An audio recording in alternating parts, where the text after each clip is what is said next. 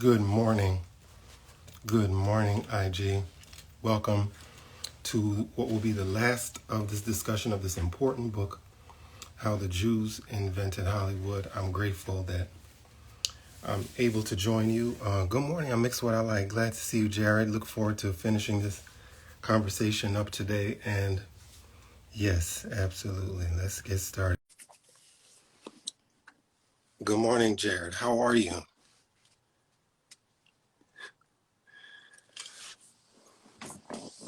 Morning. Good morning. Yes, good to see you on this December 10th, Saturday, December 10th. So, what do you think of the ending of the book? So first of all, can you hear me okay? Yes. Okay, good. Um, so let me actually do this here. So first of all, let me be perfectly honest. I don't think I read chapter 10 closely enough. Well, I I was can rushing. school you. I could So, definitely school okay, you. that's cool. Um, So I and rushed through chapter 10. I thought chapter 9 was great and very informative. And I think even the couple of pages in the epilogue are important. So, um, but just in general, I thought again it was a very important read. So I look forward to on my own, going back and looking at chapter 10 a little more carefully and hearing what you have to say about it. Yeah, other than that, uh, more of the same theme for me. yeah, I get it. Definitely at the end. Um, what was important, I think, in the ninth chapter is the House Un-American Activities Committee Hmm. and the incredible impact that had. And then something he said about how the moguls could have plausibly encouraged the.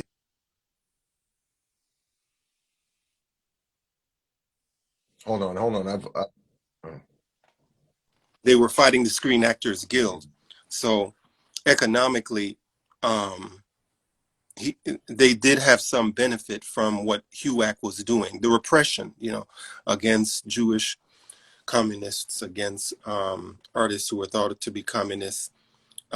He really goes into that in this ninth chapter, and Hmm. so I think it's education for any of us about how, at any random time, the industry can go through its moment of hysteria, like in this case, McCarthyism, where any little thing you do can be perceived as communist, and you could lose your job. And um, so I definitely was left with the impression that there was an economic benefit to letting the hysteria sweep through the industry and get rid of people. I remember Ruby Dee always saying in that interview she gave with the American Archive of Television, they were very good friends. They weren't joiners. She and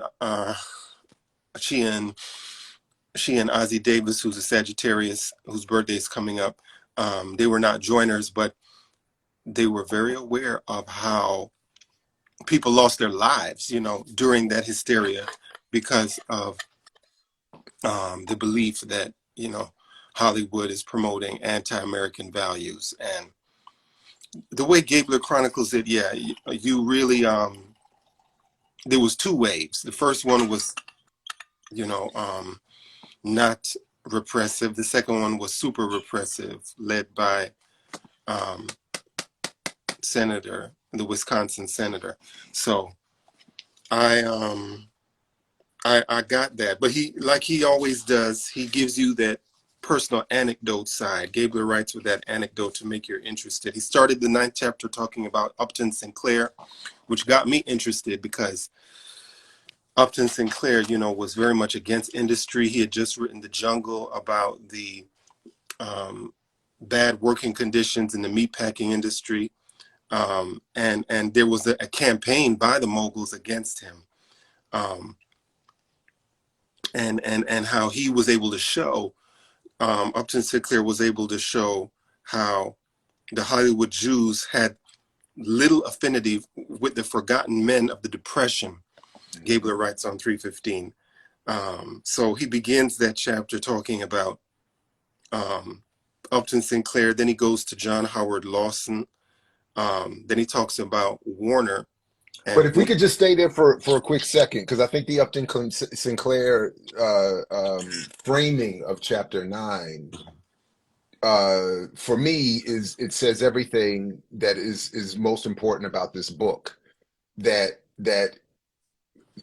because one, it overall, that is the book and this chapter is for me explaining the historical and material context out of which this class of Jews, this particular group of Eastern European Jews who become part of a class, uh, um, have this window to create this industry. And then within that window of the creation of Hollywood, there are various political pockets and moments where various creative interests and political interests can emerge and others are suppressed.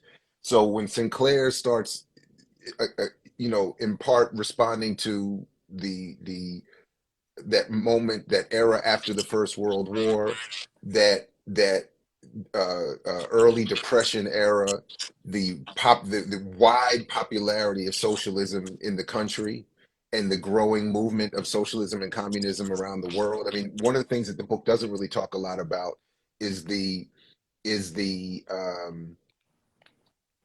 uh, just how popular socialism was at that time, and Gabler doesn't, of course, it's not his focus, but he doesn't really do much to talk about the paralleling labor movement that was rising. And by the way, that echo, I think, if you have headphones, would really help us with that echo that I I don't keep have hearing. headphones. I don't know Oh, what that okay, is. okay. No, Maybe I that can clear that yeah, up and make the the speaker clearer. um, no, it's just that my voice reverberates and then it comes back through. That's why we keep hearing it. But anyway, um, Okay. um, Let me know if it's improved.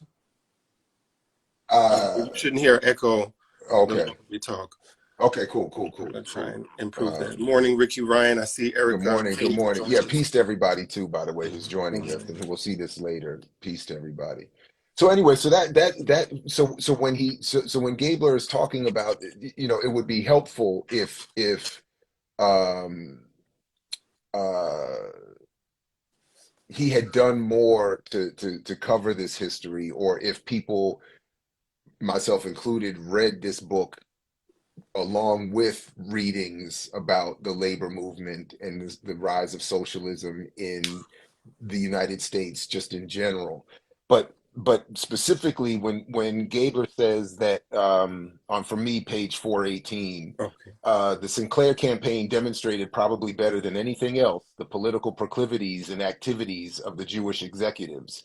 At its topmost levels, Hollywood was a reactionary enclave of Jews wearing the fashions of American gentility and Mhm. giving no quarter to anyone who threatened their pretensions to prestige. The German Jews, later in that paragraph, because most of the German Jews who served as models for Eastern Europeans were publicans. That's why most of the Jews became, he's talking about why they went from the Republican and then later to the Democratic Party. Okay. Um, but the point being that, as you were saying, Upton Sinclair's proclivity for socialism and leftist politics made him a problem for the Hollywood Jews who were looking to, as we've been talking about, escape their Judaism, escape hostility of, as he talks about in this chapter, the Cossacks, the fear of the Cossacks and the Gentiles attacking them in pogroms. They ran away from that, and then they that turned into, in this moment, a fear of what had been happening internationally, of Jews being attached with internationalism and socialism. So this elite group of Jews who were running Hollywood were saying, we created Hollywood for our own political, ethnic, and class interests.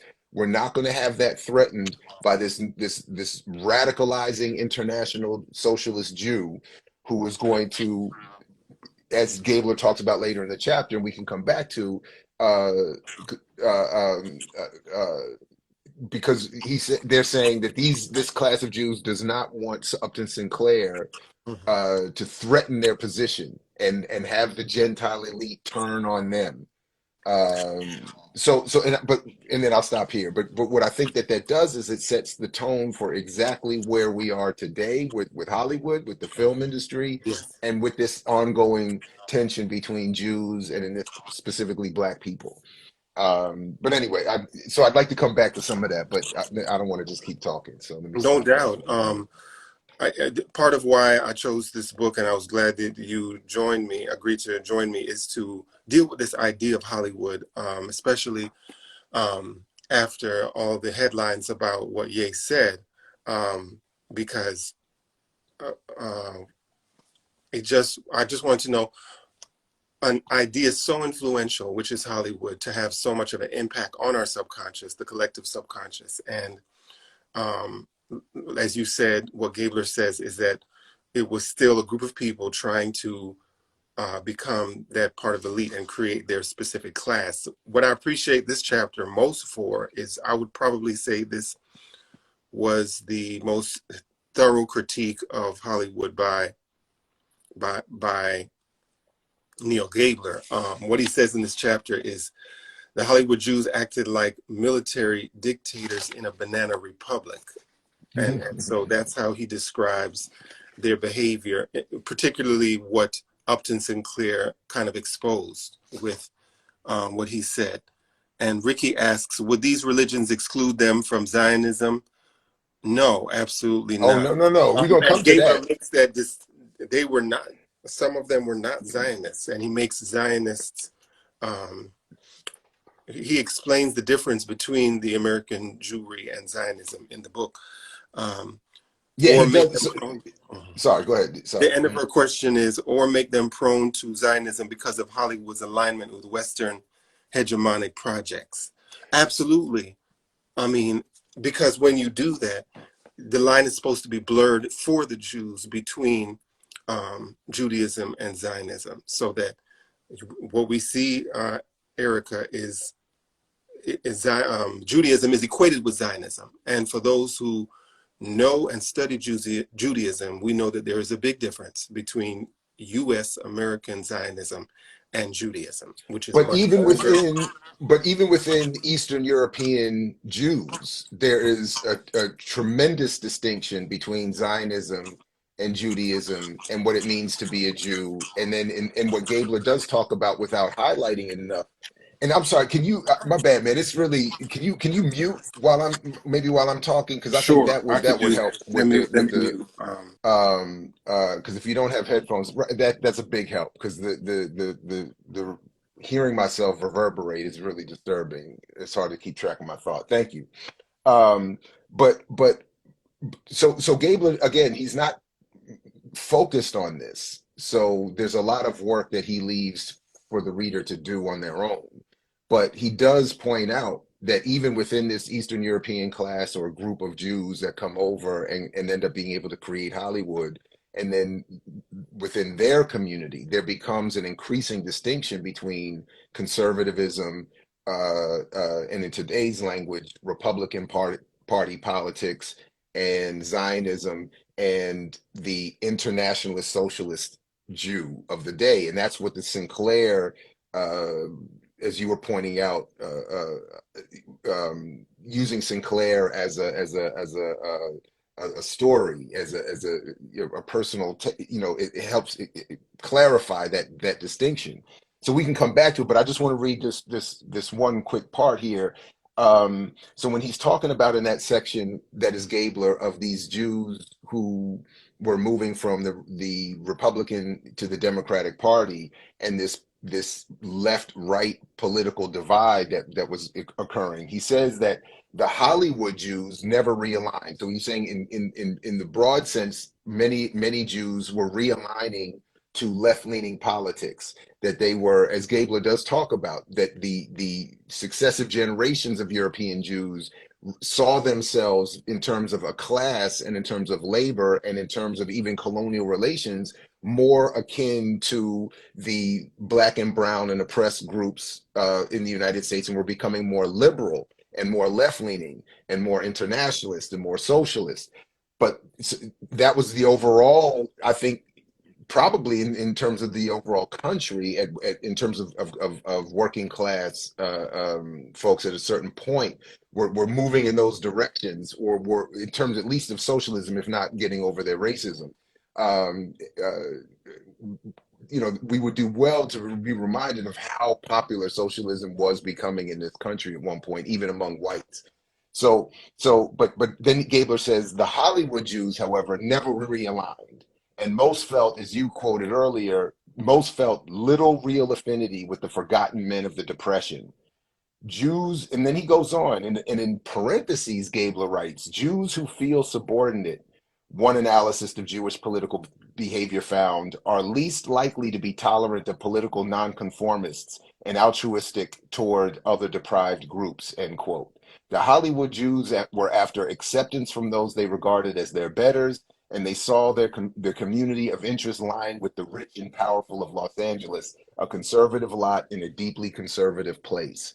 So the Hollywood Jews resisted their own younger generations and were saying, we're not moving in that direction. That's why they attacked Upton Sinclair. That's why they attacked others. And that's why that class turned on the radical Jews in Hollywood during the McCarthy era. And again, I'd like to come back to that at some point as well, but I don't want to just keep talking. So to Ricky's question, yes, Gabler does talk a little bit about this interest of the Hollywood Jews leading them towards conservatism and Zionism, even specifically in contradiction in contradistinction of from members of their own community. And then she asks the question that was behind the previous question she asked. It looks like she asked, is it a matter of a class of Jews Oh, running right. Hollywood, or Zionists running Hollywood today?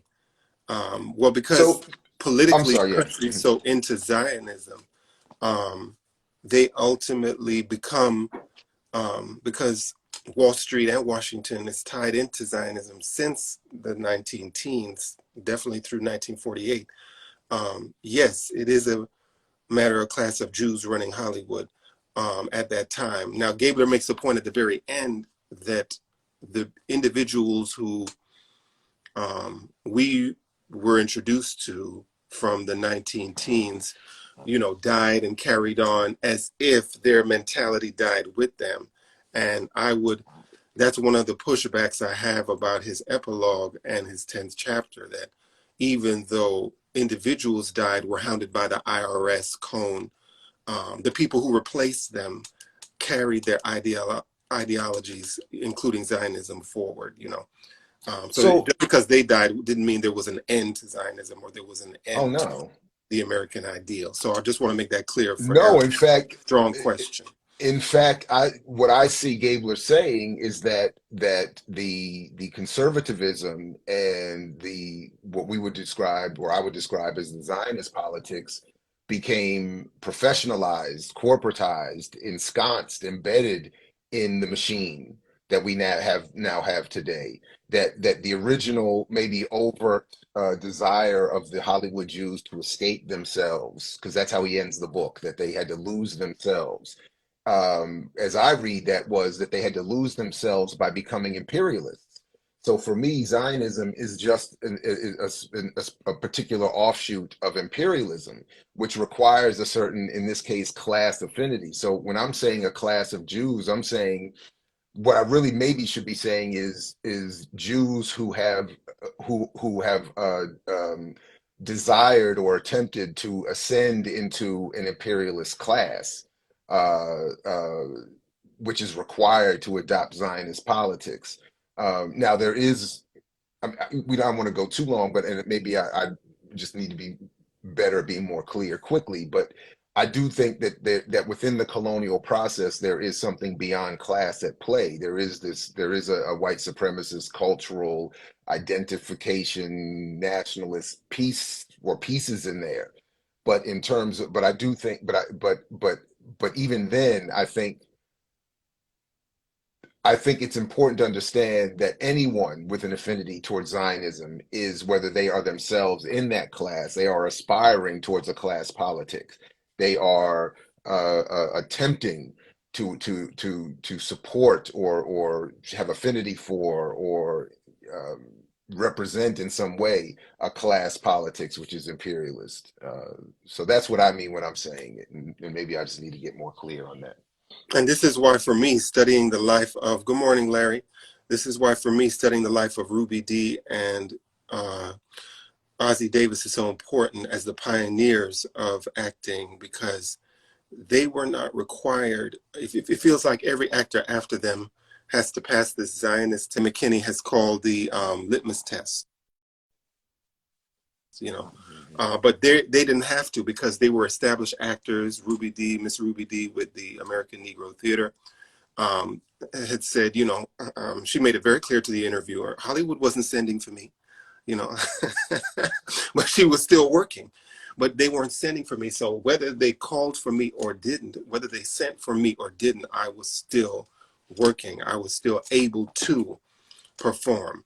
And so being true to oneself, being true politically, she was unequivocally against the death penalty for the Rosenbergs, which was for me a triumph of Zionism, American Zionism, part of the McCarthyist hysteria of accusing people of being too, quote unquote, communist, as the Rosenbergs were, and as despite their being, executed, Ruby Dee and her husband spoke against that. So we really, I appreciate the narrative that he, good morning, Sugar Burger. Thank you for Good the morning. Good morning. greeting.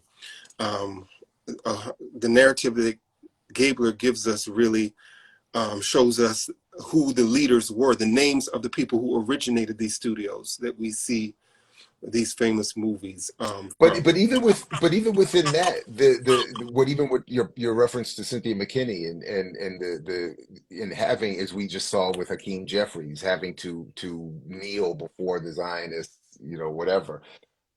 What I'm reading in Gabler is the organization of that process. That again, it wasn't something that just naturally occurred. It wasn't something that was part of some deep Illuminati conspiracy. What Gabler outlines here for us is the history that led to that being the case. In other words, that there was a fight over the politics of Hollywood that had to have been waged before we could get to the point now where in the cinematic parallel to what Hakeem Jeffries does politically, there you cannot be successful without appeasing a certain politics. So that's what those Hollywood Jews were. So when he says here, and we're seeing it play out again now on page 424, for me, he says what was interesting was how much the Hollywood Jews' hatred of communism seemed really to be a fear that Jewish radicals would make all Jews suspect rather than any ideological opposition. Ironically, rather sadly, their efforts often made them bedfellows with the same reactionary groups that had attacked them for controlling Hollywood in the first place.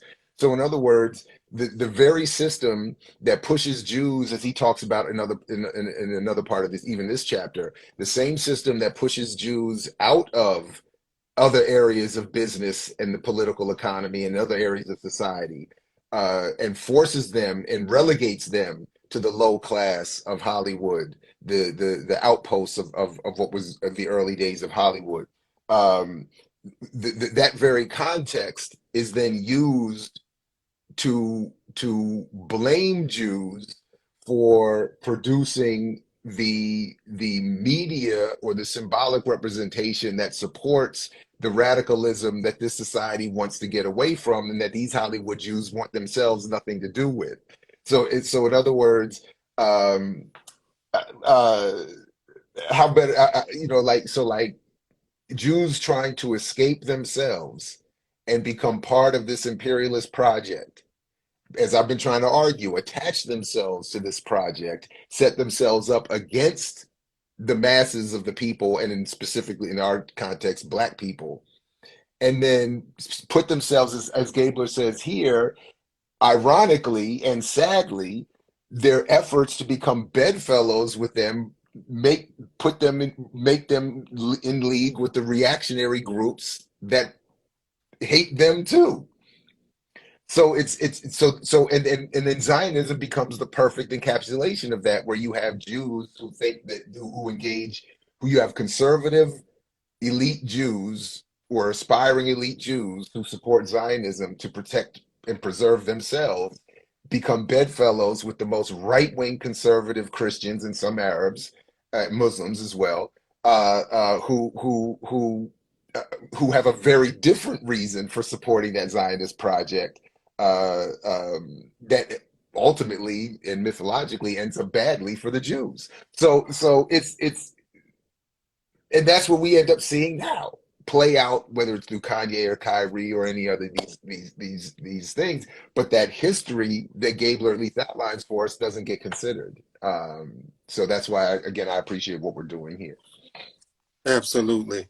In that, I didn't realize before reading the ninth chapter how much impact Jack Warner had in Roosevelt. Mhm. He was a rarity, Gabler writes, in that he was supporting a Democrat president. Um, and and he later talks about but what you just said about how the Jews really did not celebrate their own culture, in particular from a communist writer who was seen to be a left writer. Bud Schoberg wrote a novel called What Makes Sammy Run. Gabler talks a lot about this novel in this chapter and how they were not trying to produce a movie of it, you know. And he cites that to make the point that you made, that they were really separating themselves. And it felt like, I think more is to be said and more is to be written about the material support Hitler did, something I mentioned last week, you know, because it felt like it was a burning bridge. Hitler was just an absolute burning bridge, where after that moment, Hollywood kind of became like entrenched. Then comes television, and then you have a dramatic change. Like, and I feel like in this ninth chapter, um, I feel in this ninth chapter that Gabler almost tiptoes around the very real Nazi presence. I was thinking immediately about today's politics and how, you know, this government is supporting Nazi elements in Ukraine as much as they're complaining about celebrities celebrating Nazism. For me, it's like, why are people attacked for complimenting Hitler? Because he did a lot of he was somebody who was supported by very wealthy elements in this country. So Gabler in the ninth chapter talks about, and he doesn't define it. He mentions it one time, or actually two times, but then he doesn't explain the term. The term is Bund, Bund, right? He says he talks about the Nazi Bund um, that was emerging around the time that the moguls were trying to downplay their, you know, their support of Hitler. And so for me, it was an elephant in the room in the ninth chapter. The support, you know, the Nazi Bund he talks about, and this is during the time when the HUAC first appears. He mentions two waves of HUAC, one from John Rankin, no, one from Martin Dies, Dies, and then a second from John Rankin. That was the more, you know, aggressive one where writers lost their jobs. So yeah, I just wanted him to talk about that element that did, in fact, was very vocal about support for Hitler. But he dances around it by not defining Bund, but mentioning it twice, Bund. Good morning. Later in the ninth chapter, he talks about the Alliance, John Parnell Thomas, the Committee for the First Amendment, which was the group of writers trying to coalesce around the repression. He mentions the Waldorf Statement. But just quick, because I don't want to leave that point that you're making about this Hitler issue. Yes. In other words, this for me is Gabler helping us see more clearly that, again, Jews ended up being placed in positions of power to run Hollywood, but only at to the extent that what they produce appeases the broader political system. So the Jews who wanted to raise their hand and say, wait, this Hitler guy is a problem, they were suppressed, they were erased.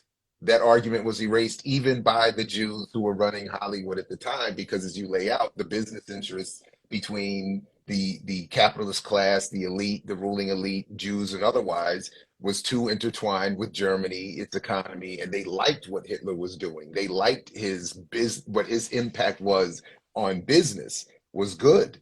So there was this, and then between business being good and that desire of the Hollywood Jews to not make themselves known as Jews, to not have their hand waved, to draw more of that Cossack oppression here in the United States, all combined into this moment, all with the emergence, the whatever stage or whatever version of what would become HUAC existed in terms of Jews, Hollywood Jews, again, wanting to escape themselves, support a capitalist elite, become American, not speak out against a rising Nazism that was also supporting them business wise, suppressing the tendency among their own population who were headed towards internationalism and radicalism and socialism.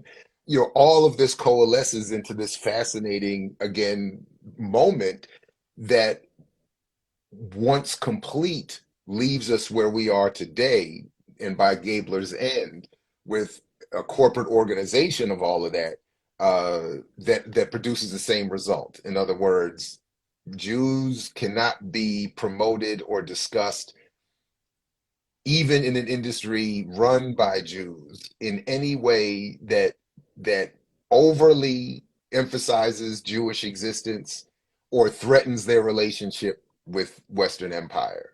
So I don't know. Anyway, I just wanted to quickly, I don't know, just throw that in there before we left the Hitler point too far.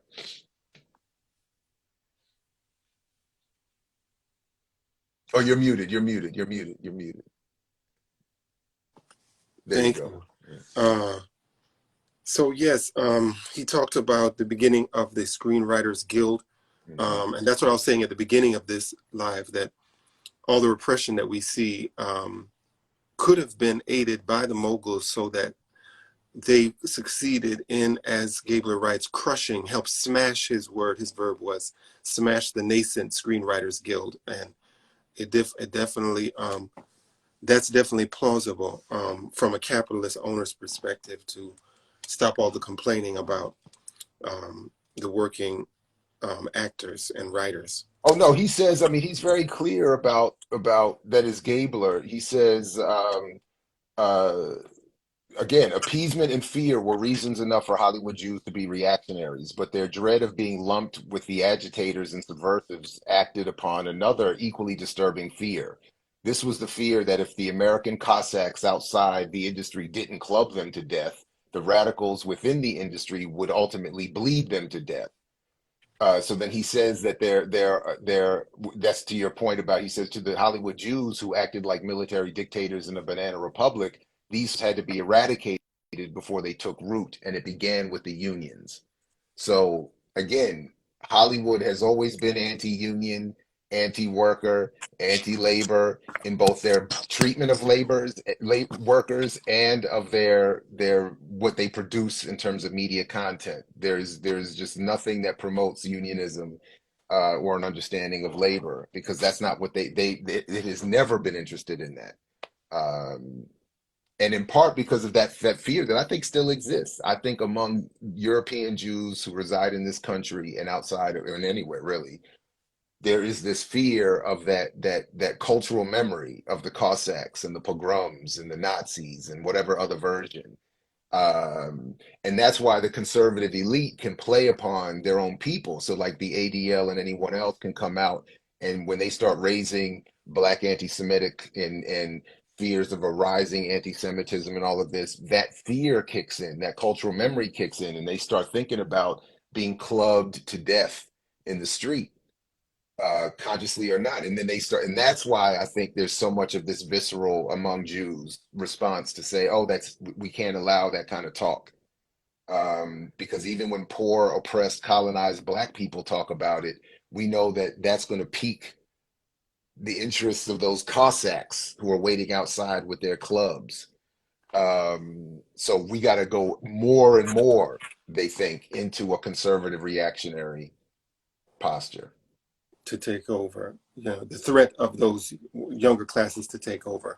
I want to thank all those watching and encourage those who are listening now. Don't hesitate to ask us questions as Erica did earlier about Zionism and Judaism. I love how Gabler ends the ninth chapter with a quote from the screenwriter Jerome Chodoroff. And he said, of the moguls, he said, this is Gabler quoting Chodoroff, if you didn't fire people, and of course it was a joke, the producers, as you just said, Jared, were the most frightened people in the world.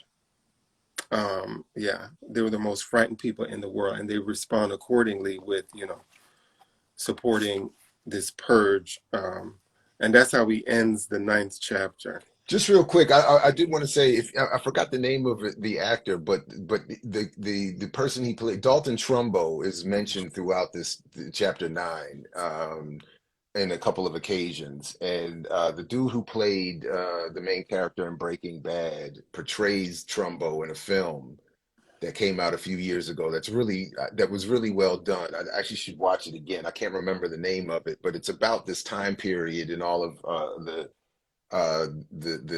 HUAC purges and the McCarthyite, purges. And they, for a Hollywood film, it does pretty good at laying some of this out, you know. Okay. So I just wanted to mention that real quick. Yes, I'm Um, definitely, after reading this book, interested in dramatizations of this time, because yeah. he goes in and out between writers, Gabler does, and the moguls' children. He spends especially more time on the moguls in this 10th chapter called The End. He begins with Louis Meyer, then talks about Meyer's wife and how much she had to sacrifice herself, but also the mental health. I think the whole point of Gabler mentioning Meyer's wife was showing the psychological toll that being the wife of a mogul cost her. Um, and then Schenck and Sherry, Doris Sherry, who was in, um, I'm trying to remember the mogul they were tied to, Cohn, I believe it was. And then he talks about Cohn in this chapter and his various affairs and Meyer's leukemia. Like I said at the beginning, he was really showing their mortality. Hmm. However, in so many ways, their mentality, the mentality of the people who've replaced them is not different. And I think that's what I was, in terms of what we see, how the awards are done, who gets the award, who gets the Oscars. Um, he talked about Meyer and Lorena Danker, Cohn's friend Sidney Buckman in the middle of the 10th chapter. Meyer was the mogul that he really, Gabler spends a real good time talking about the dispute between Meyer and Doris Sherry and Schenck. Yeah. And then Meyer's daughter, he talks a lot about who married somebody in the industry, but who fought with her dad, and you really feel for the daughter the way that Gabler writes it. This is the man she's loving, and even though her father, this big Hollywood mogul, doesn't approve, she's still going to be with him. He wanted to. Oh yeah, and then the very very strong element within the moguls' mentalities of being sympathetic to Joseph McCarthy, wanting a film done about Joseph McCarthy, but still, because of how left Hollywood was, everybody, thumbed their nose at that. And then he ends talking about the ways that the different moguls passed. What struck me was Jesse Lasky, and how similar he had an ending similar to Thomas Jefferson and similar to Christopher Columbus, dying almost in penury, being hounded by the IRS. Mm. Um, and so it just shows you how, you know, you might have built this whole empire, but you still have to deal with your own self at the end of the day. Even having your board members of the film company you founded turn against you, in the case of Lasky, and just, you know, leave you out to dry. So it was humbling. Um, I did happen to read a review of this book that was in the Los Angeles Times by Chapman, and it was thorough. It talked about everything you and I, Jared, talked about over the past 5 weeks. Um, it wasn't extraordinary in terms. I wanted it to really bring it to 88 when the review and the book was done. But yeah, that's a summary of the 10th chapter. No, yeah, I mean, what little I, looked at, that was basically, and then it was the chapter just sort of lamenting, as he writes, what for me is on page 577. I don't even know exactly what chapter that's in, but he says conglomerates and industrialists have assumed financial control in what amounts to a kind of vicarious assimilation for the old Hollywood Jews. So that's sort of what I was meaning. The vicarious assimilation into the corporate world is what they always wanted. That is the founding Hollywood Jews. And that for me means everything that goes along with what you must do to appease this political project of that is the United States. And that means a lot of, again, anti-black messaging, anti-labor messaging, anti-woman messaging, even anti-Jew messaging. Uh, um, you know, that because again, the goal has always been to manage Hollywood for the purposes as Gabler ends the book, to create the spell and the landscape of the mind, the constellation of values, attitudes, and images of history and mythology that is part of our culture and our consciousness. That's been like that was what, that vicarious assimilation is exactly what they got. Um, but again, that just means a lot of bad things for the rest of us. By the way, that the movie it was with Bryan Cranston, and it's called Okay. Trumbo, and it came out in 2015. And could you And remind us who Trumbo was? so Trumbo was a writer, in the I believe so the 30s and 40s, and he had a good career that went left, pun intended, around this issue over, um, uh, the politics of Hollywood.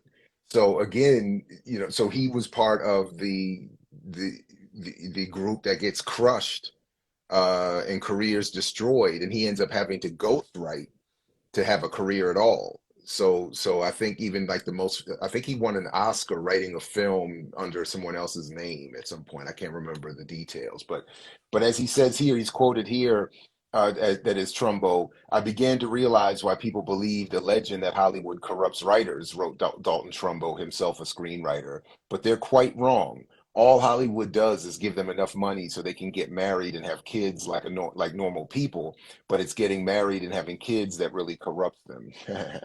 Anyway, but he that maybe wasn't the most political. I just thought that was funny. But uh I don't think, actually, that might have been the only thing from Trumbo I had highlighted. Um Okay.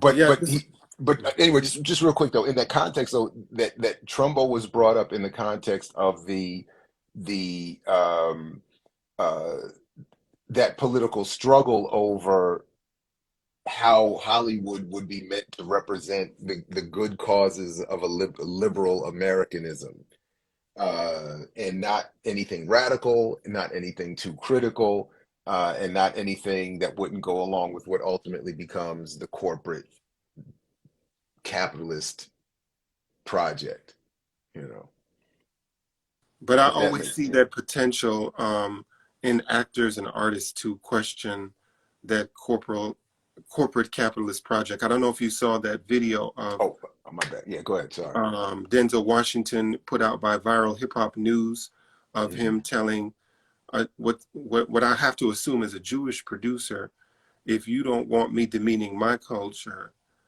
if you don't, yeah, if you don't want me demeaning your culture, you should not demean my culture, was the basic message of the video. But it was Denzel Washington talking about it. He So, carried a but lot of hope for sorry, go many. ahead. Yeah, I was just asking if you saw that video from Viral Hip Hop News of Mm-mm. Denzel Washington.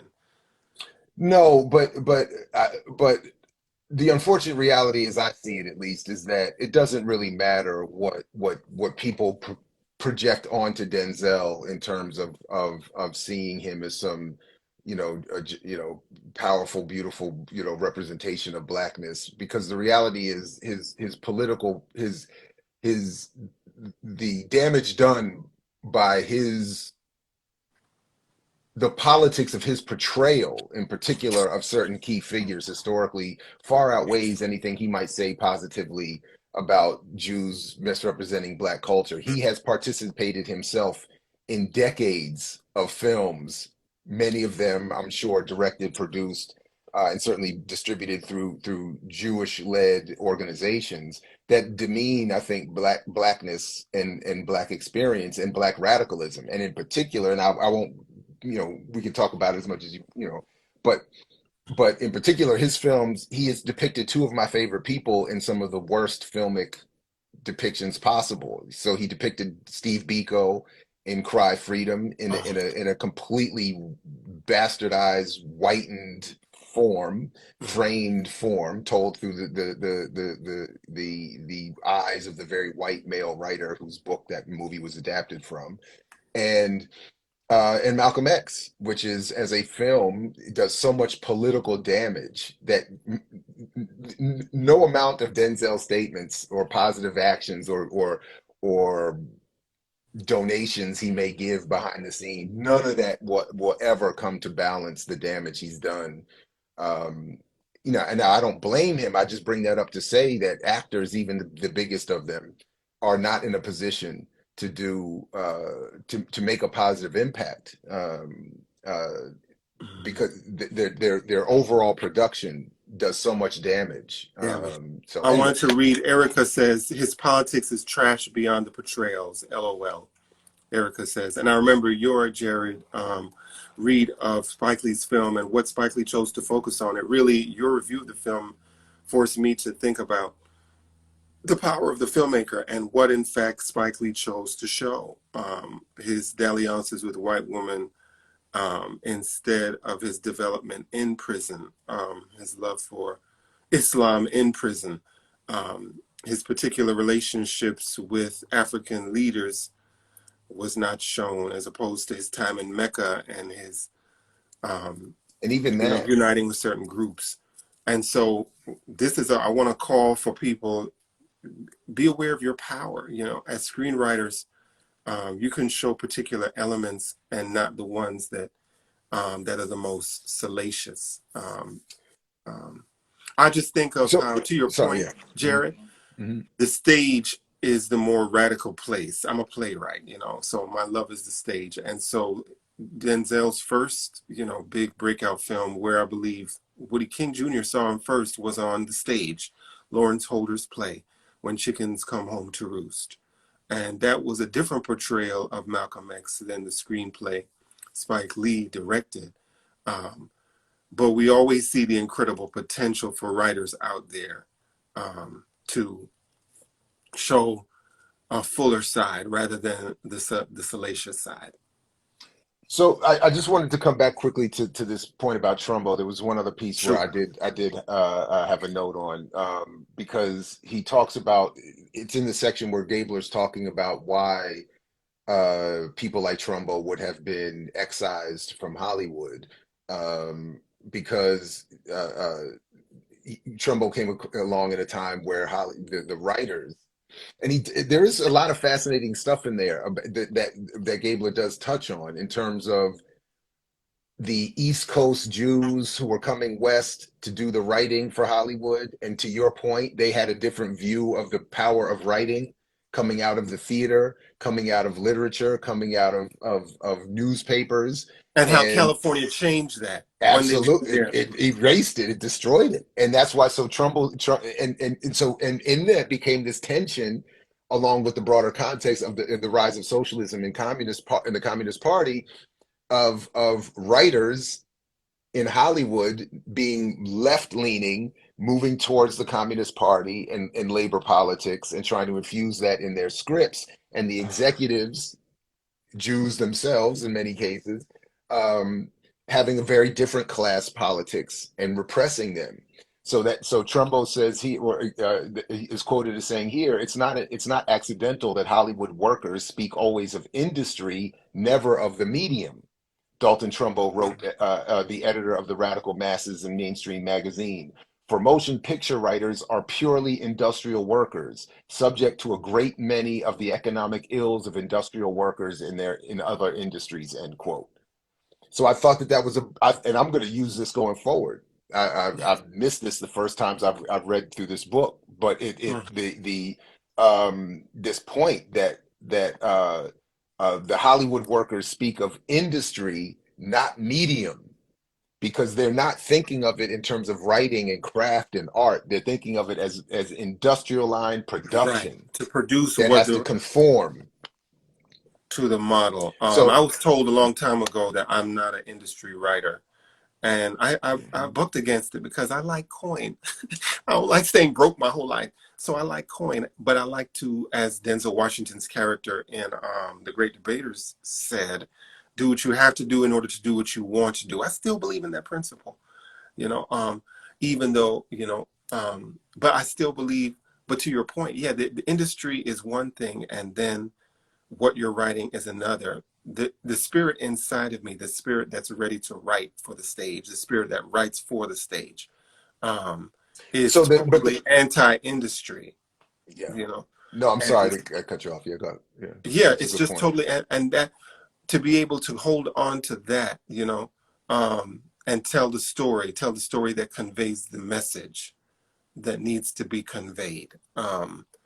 I don't know of any, because I follow some writers, but I remember the disdain that particular novelists, particularly Paul Marshall, had for not even Hollywood. She couldn't even make it out of Hollywood. She was just dealing with CBS when they tried to do a film on her novel, and she just she just called it off like in the middle of this is foolishness. This is a big fat cartoon.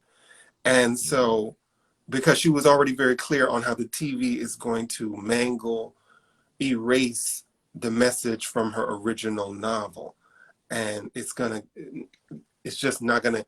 And when you think about the Color Purple novel versus the film, similarly, big things become cartoonish.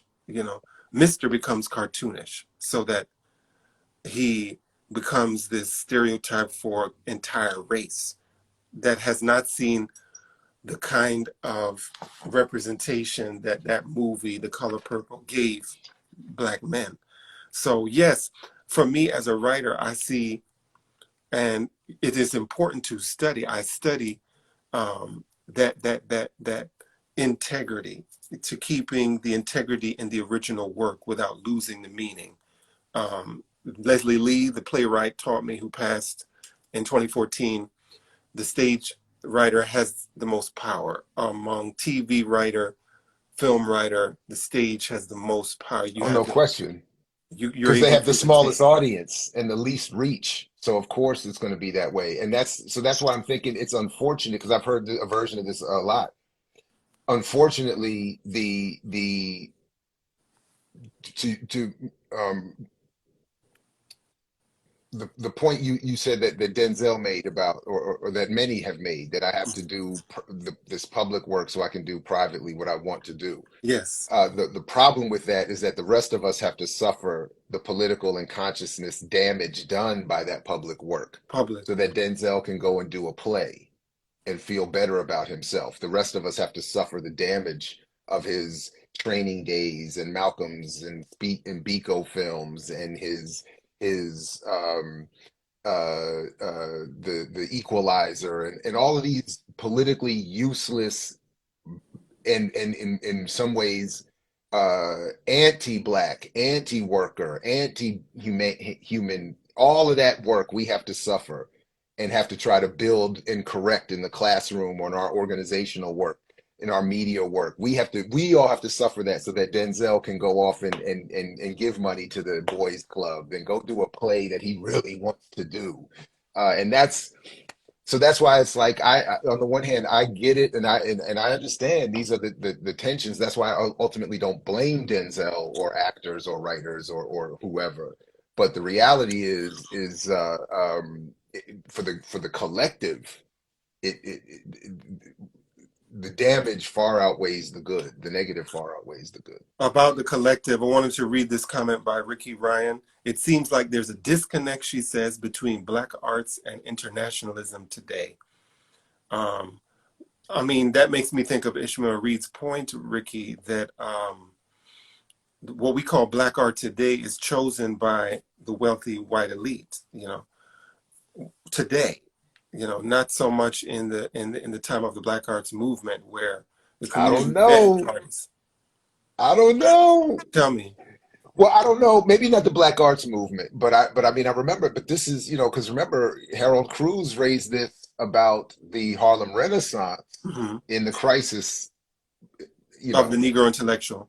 and my man, I always got to credit him. Dr. Burroughs was Okay. the first to really make me focus on this point in an uncomfortable way. But Mhm. that was the point that all of our favorite Harlem Renaissance writers, now maybe not the Black Arts movement, so maybe I'm wrong here in having my initial reaction. But many of those famous writers and artists, like they're famous because of their connections to white benefactors, publishers.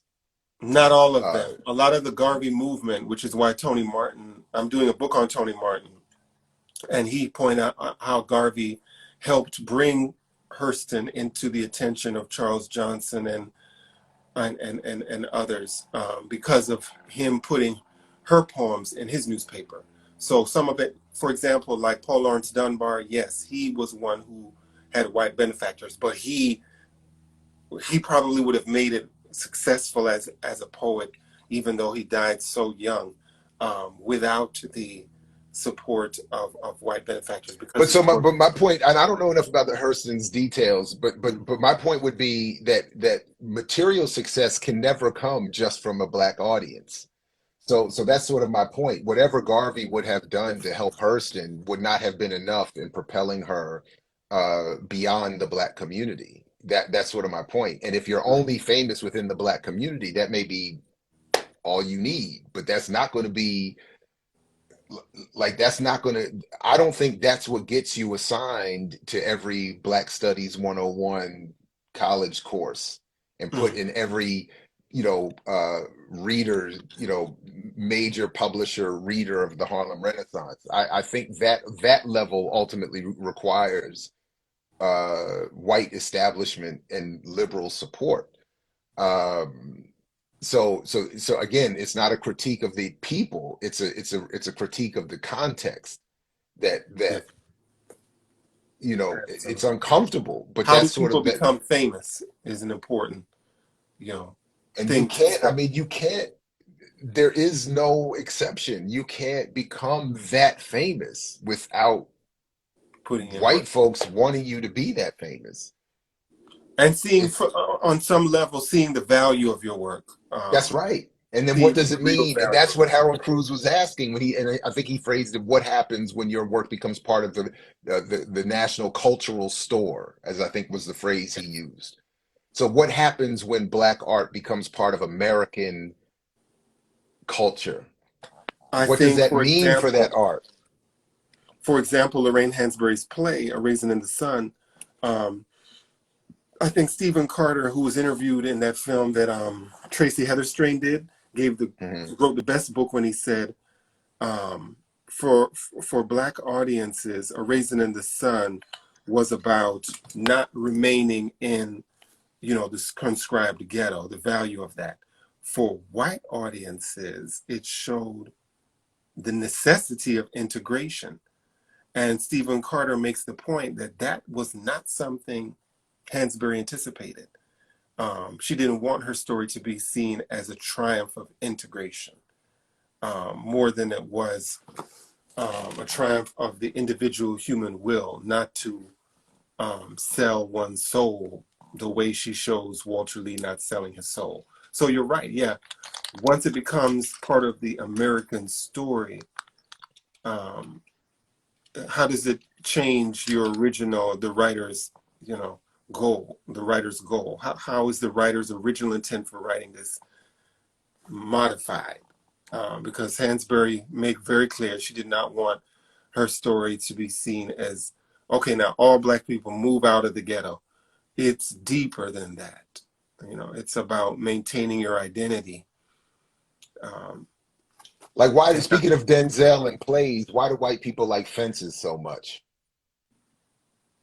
I don't know. Oh, see, and that's why it's so hard for me to critique Denzel the way you are, Jared, because I stood in that line for hours when it was so cold. And this homeless, and I was complaining with this lady ahead of me in line. I told this story on a tweet. A tweet I tweeted, and we were just complaining about how cold it was. And he heard us. I mean, this is in New York City, right? And he stopped and turned around and looked at us and said, "Denzel ain't no teenager no more." And then he walked away, and I got it. I said, "Okay, okay, yeah." I mean, he Well, represents something bigger than me and the guy who heard me complaining about how cold it was waiting to see fences. And so when he was a teenager, we might be able to complain. But now he represents what is possible for all actors to grow, to develop um, um, as an I actor. wouldn't. As an actor. Denzel has. I think I don't see that at all. And I don't see Okay. that with. But I don't see that with any of them.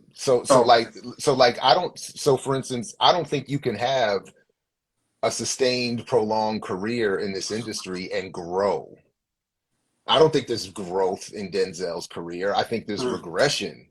I don't know what he does on the stage, but I would say the same thing of my favorite white actors. I mean, I don't think Al Pacino has acted for real in a movie since maybe the 80s. But nothing he's done in the last 30 years is I mean, you can't equate that to what he was doing when he was really trying to be an actor. Same thing with De Al Niro. Pacino. Yeah, yeah, De Niro too. De Niro. What is the last quality film or acting job that he all these Meet the Parents and all this other nonsense that he's doing? This is not De Niro quality work. This is not what we want. This is not growth. So the same thing like with in hip hop. Like rappers my age, Jay-Z, Snoop, they're not growing artistically. I think they're regressing. They've perfected a version of themselves that is commercial. But I don't see growth in their art. They haven't gotten better as MCs in terms of what they deliver for us. So they are or more thoughtful in their artistry as they've grown into older men who are fathers and grandfathers and all this other kind of stuff. Like we don't hear that in their art because the industry doesn't allow for that. For all of the problems I have with Lewis Gordon vis-a-vis Afro-pessimism and everything else, what he wrote once about Fanon's writing and made the point that colonialism does not allow, it creates a perpetual adolescence, a permanent adolescence. I was like, that's exactly right. For me, uh, uh, and just to bring it back to Gabler's book, that's what I think Gabler's book is exemplifying. It's showing the industry from its beginning to the way it became institutionalized via corporate America has Okay. made clear that if you're going to stay in this thing, there's a particular role and function and type that you're going to be stuck to, because that's what the industry is here for. That's what that beef was with the founders and the corporate world. It was the corporate world saying, Jew or not, if Hollywood is going to survive, okay, we see what you've done here, what we've let you do here, but if you're going to stay here, you gotta get rid of any of your hopes and dreams about art and all this other stuff. You've showed us the model for how to make the American mythology real, and that's all we want from you. That's all you're going to be able to do, and then Make everything the gets American plugged in. mythology real. as as real as it can. That's it. You're creating the narrative of American mythology. That's it. So if and that's why we see whether they're black, whether they're Jews, whether they're anybody else, whether if they stay in this industry, you can't. You're not growing. You're not. And that's why Denzel says, and that's why I hear them all the time say, I do this nonsense so I could go do some theater, reconnect with my actual acting interests, and expand myself there because I know that when I go back to the film, I'm gonna be doing another Equalizer film where a 70-year-old man is beating everybody up. Get the hell out of here! These 80-year-old men beating up the whole Russian mafia. It's like, what are you talking about? You better go do a play. Yeah, a play. I'm reading some of these, and to your point, what you just said, Jared, reminds me of how Paul Marshall's point, where she said she's not trying to be a commercial success, and you just described what being a commercial success is. She was more interested in being a critical success, and ever since I read those terms, I'm like, that as an artist, I believe that is the ultimate goal, to be a critical success. What does that mean to be a critical success? To have people who know your work but are able to describe the themes that, in my indomitable, invincible belief, show your development from one work to the next. You know, show your development. Zulu Zeke says Denzel in Fences was incredible. Yes, but the performance that changed my life on Broadway was Ms. Rashad as Lena Younger in A Raisin in the Sun. It stole my heart. And then But A Unique But just Seven. quickly, just before you read that next comment, my point about Fences isn't the quality of the acting. My point about Fences is the story is not threatening to white audiences. That's my point. No Okay, disrespect, but the story is not. I only went to see story. Fences for the first time a couple years ago, and I was like, okay, no wonder it gets all these runs and all this attention. No wonder it's going to get turned into a film uh, um, because as beautifully as it tells us a particular story of a black family, it tells it in a way that white audiences are like, okay, yeah, black people are oppressed, but they aspire to is to play baseball and to have a little middle class life. Troy There's no, Maxson. Mhm. it's not. They're not walking away like, oh my God, you know, we're on the precipice of a revolution. Like yeah, they're like, oh, that helps me understand black folks and okay. So that's why I'm like, that's what I'm saying. Like, what is it about the art that makes it sustainable? Which in this context means white people have to like it. Black people liking Fences as a play is not going to keep it on Broadway. It's not going to have it playing in Baltimore all the time. It's not going to have, in fact, where I went to see it in Baltimore, the audience was at least 50, if not mostly white, 50%, if not mostly white. Um,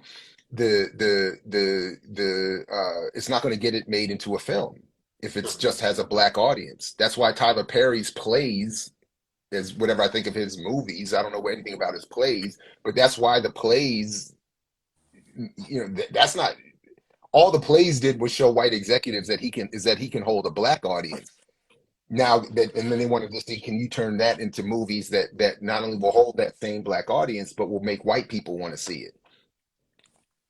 Mhm. And that's the trick bag that we're all in here. If you want, anyway, for sustainability. And then so that's what I'm saying. Even Sustainability. when it comes to Pacino and De Niro, if you want sustainability, even if you're white, even if you're whether you're Jew or Gentile, if you have to provide a version of yourself that the biggest amount of white audiences want to see, and they don't want to see well acted, relatively limited in violence gangster films like The Godfather. They don't want to see Al Pacino in again relatively limited violence films like Dog Day Afternoon or Panic in Needle Park or stuff like films where he was still actually acting. Like they don't care about that. That's not going to get you a bunch of teenagers and kids and soccer moms and I don't know. Ricky So Ryan yeah, comments, Tyler Perry plays greater than movies, greater than shows, they better would than. have to be. I'm sure they would have to Yeah, be. I mean, that's what turned me on personally, to like him, his musicals. He always had the best actors and singers. I would really listen to it for the singing. The amazing musical. Chandra Curley, who I noticed is on IG this year, was an actress who I was like, whatever she doing, and I know her because of Tyler Perry. So yeah, his musicals for me is what it was a great time because you really wanted to be in that audience, but also the story was compelling. The singing was compelling. The story was compelling. He has he's a whole very interesting chapter of the Hollywood life cycle. His his deep involvement with Hollywood now. Any closing comments or questions you have, Jerry? This was Um, I the one I just wanted to come back to the way he ends the book, but I okay. just wanted, but before that, I did just want to thank you very much again for inviting me to do this. I think this is a great idea, and anytime you want to do another book, Yes. I'm happy to do this with you again. This was great. Um, but just as I was quoting before, as he closes out the book here, uh, um, with the conglomerates taking over and as he even the last line of the book, out of their desperation, that is the Hollywood Jews, and their dreams, they gave us this America. Out of their desperation and dreams, they lost themselves. And I think that whether we agree with or fully understand or appreciate Gabler's perspective here, I think is not the point. The point is that he's trying to convey for us that from his view, and I think it's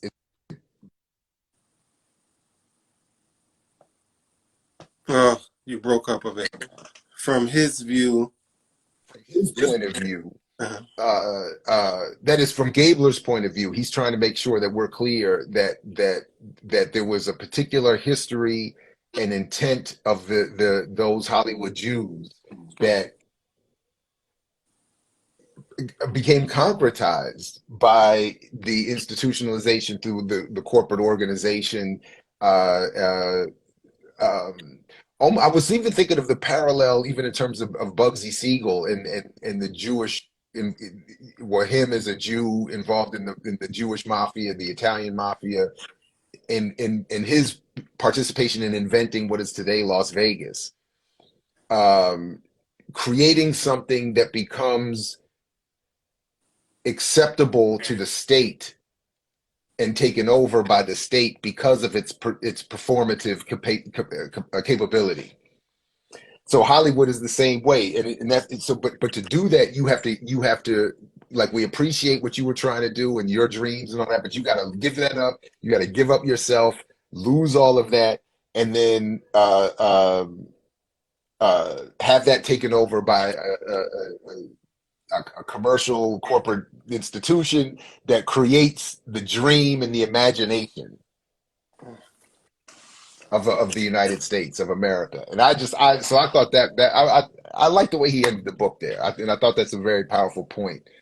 Um, so I would just end by saying that if we really want to understand or try to start to understand the relationship between Jews and Black folks, or in the Jews and in the cultural industries in the United States, we would have to understand some of the basics that Gabler lays out, and we would have to understand the the the perspective of that class of Jews, how they worked against their own community, how they worked against many of the rest of us, in league with, in an attempt to become in league with uh, the American project. Um, and I think it's deep. Anyway, so thank you very much again, and thanks everybody who watched this and participated. I appreciate it. yes, thank you both.